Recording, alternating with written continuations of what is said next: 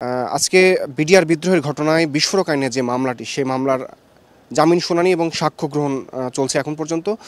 আর এখন পর্যন্ত একজন সাবেক সেনা কর্মকর্তা, যিনি মেজর, সাবেক একজন মেজর অবসরপ্রাপ্ত, তিনি এখানে সাক্ষ্য গ্রহণ করছেন এবং এর পরবর্তীতে জামিন শুনানি অনুষ্ঠিত হবে। আমি যদি একটু দেখাই, এটি কেরানীগঞ্জের অস্থায়ী যেই একটি আদালত স্থাপন করা হয়েছে, যেটি কেরানীগঞ্জের কেন্দ্রীয় যে কারাগারটি রয়েছে, ঠিক কেন্দ্রীয় কারাগারের পাশেই মহিলা কারাগার, এবং এই দুইটি কারাগারের মাঝখানেই একটি স্থাপনা তৈরি করা হয়েছে, যেখানে বিশেষ আদালত, এই যে বিডিআর বিদ্রোহ যে সমস্ত আসামিরা, তাদের এখানে বিচার কাজ চলছে। তো আজকে সকাল থেকেই এই আসামিদেরকে এখানে হাজির করাকে কেন্দ্র করে এখানে কিন্তু ব্যাপক নিরাপত্তা বলয় আসলে তৈরি করা হয়েছে। এখানে আমরা দেখেছি সকাল থেকেই সেনাবাহিনীর সদস্যরা ছিল, তারা মূল যে ফটকটি সেখানে ছিল, এবং পরবর্তীতে র্যাবের সদস্যরা আছে, এবং পুলিশ, ঢাকার জেলা পুলিশ রয়েছেন, ঢাকার মেট্রোপলিটন পুলিশ রয়েছেন, এবং বিডিআর সদস্যরা রয়েছেন, আনসার সদস্যরা রয়েছেন, এবং এখানে যেই কারাগারটি, সেই কারারক্ষী যারা রয়েছেন তারাও রয়েছেন। এবং এখানে দেখতে পাচ্ছেন গাড়ির সারি এবং একটি ভ্যান আসে, বিশেষ ভ্যান, যেটি আসলে বিভিন্ন ধরনের দাঙ্গা মোকাবেলায় ব্যবহার করা হয়ে থাকে, সেই একটি গাড়িও কিন্তু এখানে প্রস্তুত রাখা হয়েছে। আর এর পাশে যেই আদালতটি, বিশেষ অস্থায়ী আদালত, সেখানে বিচার কাজ, জামিন শুনানি চলছে। এখানে যেখানে সেনা একজন কর্মকর্তা, তিনি এখানে সাক্ষ্য গ্রহণ দিচ্ছেন, এবং তার সাক্ষ্য গ্রহণ শেষে আসামিদের পক্ষ থেকে আসলে যুক্তিতর্ক এবং তাকে বিভিন্ন ধরনের জেরা করা হচ্ছে। তো যেই সেনা কর্মকর্তা এখানে কথা বলছিলেন, সে সাক্ষ্য দিচ্ছিলেন, তিনি আসলে সেদিনকার ঘটনা, 2009 সালের যে ঘটনা, সেটি আসলে তিনি বিস্তারিতভাবে বলছিলেন যে সেদিন ঠিক 9টার সময়, আসলে সকাল 9টার দিকে দরবার হলে যে একটি হঠাৎ করে কিছু সেনা বিডিআর জওয়ানরা আসলে আচমকা সেনা কর্মকর্তাদের উপরে হামলা করে, এবং সেখানে তার যে একজন ছোট ভাই ছিল, যিনি কর্নেল, ওই দিন আসলে তিনি সেনাবাহিনী, প্রধানমন্ত্রী শেখ হাসিনাকে যে গার্ড অফ অনার দেওয়া হয়, সেখানে তিনি অংশ নিয়েছিলেন। এবং এর পরবর্তীতেই তার ছোটো ভাইয়ের মাধ্যমেই তিনি আসলে জানতে পারেন যে দরবার হলের ভেতরে একটি গোলাগুলির ঘটনা ঘটছে। এর পরবর্তীতে তিনি আসলে এখান থেকে বের হওয়ার চেষ্টা করেছিলেন, কিন্তু সেই ঘটনার আকস্মিকতা এবং এত পরিমাণ গোলাগুলি হচ্ছিল, এবং বিস্ফোরণ হচ্ছিল, গ্রেনেড বিস্ফোরণ হচ্ছিল, এবং অন্যান্য ধরনের যে সমস্ত ককটেলগুলো রয়েছে, এবং যেহেতু বিডিআর সদর দপ্তর, পিলখানা সদর দপ্তর, এখানে সীমান্তরক্ষী যারা রয়েছেন, সাবেক বিডিআর এবং বর্তমান যে বিজিবি সদস্য, সেখানে কিন্তু সব ধরনের গোলাবারুদ মজুদ থাকে, এবং তারা যখন বিদ্রোহ করেছিল তখন কিন্তু সেই সমস্ত যে সমস্ত অস্ত্র এবং গোলাবারুদ, সেগুলো নিয়েই আসলে তারা সেই সেনাবাহিনীর সদস্যদের উপর তারা ঝাঁপিয়ে পড়েছিল, এবং সেখানে একটি হতাহতের ঘটনা ঘটেছিল। তিনি আসলে বলছিলেন যে তিনি আসলে সেনাবাহিনীর, তিনি যেহেতু একজন কর্মকর্তা, মেজর ছিলেন, তিনি তার র্যাঙ্ক ব্যাজটি খুলে ফেলেছিলেন, এবং খুলে একটি কক্ষ, যেখানে সাধারণ জওয়ানরা অবস্থান করে থাকে, সেখানে তিনি একটি কম্পিউটার টেবিলের নিচে বসে তিনি আসলে সব কিছু প্রত্যক্ষ করছিলেন, এবং এর মধ্যে হঠাৎ করে কিছু বিডিআর জওয়ান, যারা আসলে বিদ্রোহ করেছিল, তারা ভেতরে ঢুকে পড়ে, এবং তিনি এই ভেতরে ঢোকা দেখেই তিনি সেই কম্পিউটার টেবিলের নিচে আশ্রয় গ্রহণ করেন, এবং তারা যখন ভেতরে ঢুকে তিনি তাকে গুলি করার উদ্দেশ্যে যখন সেই কম্পিউটার টেবিলের দিকে গুলি চালাতে যায়, তখন অন্যান্য যে সমস্ত বিডিআর সদস্যরা তারা বাধা দিয়েছিল। তারা বলছিলেন যে শুধু এই যে কম্পিউটারটি, এটি যেহেতু বিডিআরের সম্পদ, এখানে এটিকে ধ্বংস করার দরকার নেই, যার কারণে তিনি আসলে প্রাণে বেঁচে গেছেন। এর পরবর্তীতে তারা যখন সেখান থেকে চলে যায়, সেখানে তিনি অবরুদ্ধ অবস্থায় বেশ কিছুক্ষণ, যতদিন আসলে সেই সংঘর্ষ চলছিল, সংঘাত সহিংসতা, তিনি ততক্ষণ সেই বিডিআর সেই পিলখানার দরবারের ভেতরে ছিলেন,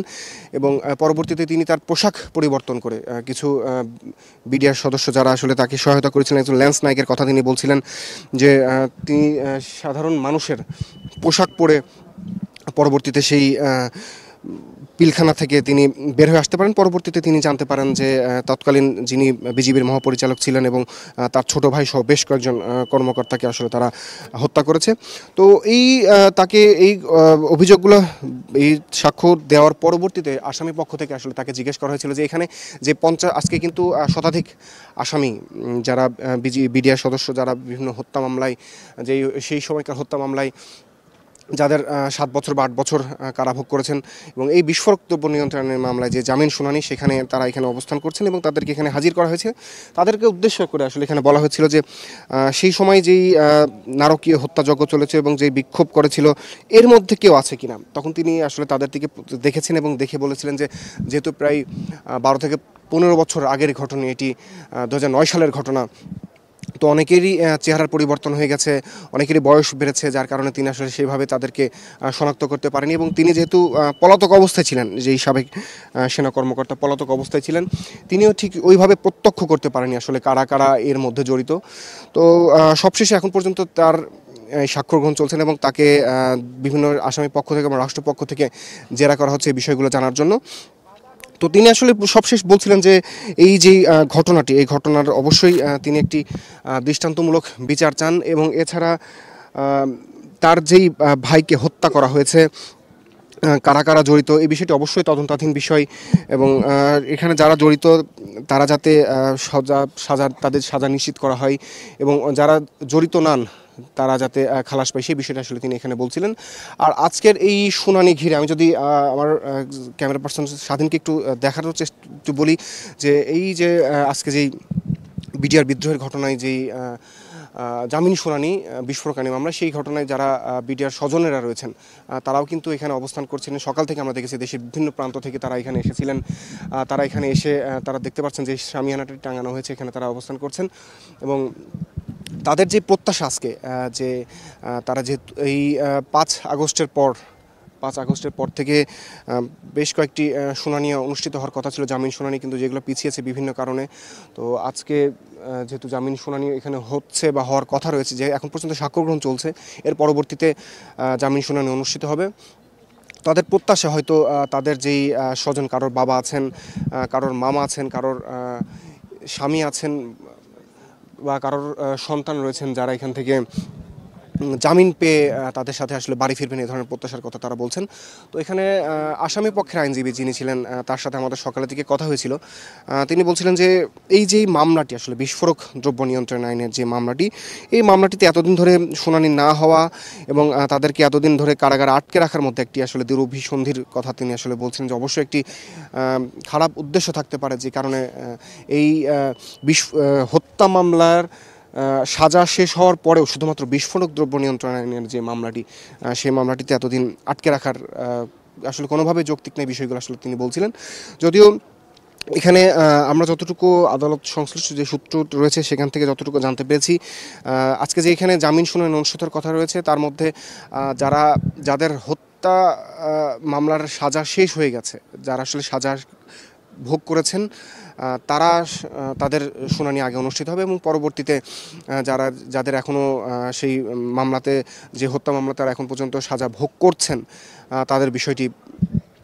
পরে আসবে। তো এখন পর্যন্ত যেহেতু জামিন শুনানি চলছে, আমাদের অপেক্ষা করতে হবে